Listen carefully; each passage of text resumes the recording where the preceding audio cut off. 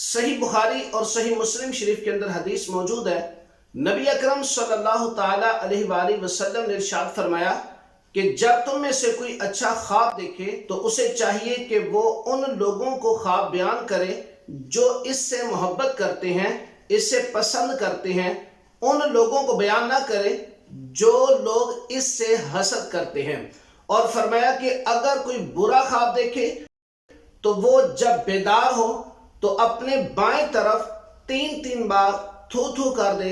اور فرمایا کہ اس برے خواب کو کسی سے بھی بیان نہ کرے تو انشاءاللہ اس خواب کا اسے کوئی نقصان نہیں ہوگا۔ اب اس حدیث پاک سے پتہ چلتا ہے کہ اگر کوئی برا یا کوئی ڈرونا خواب دیکھیں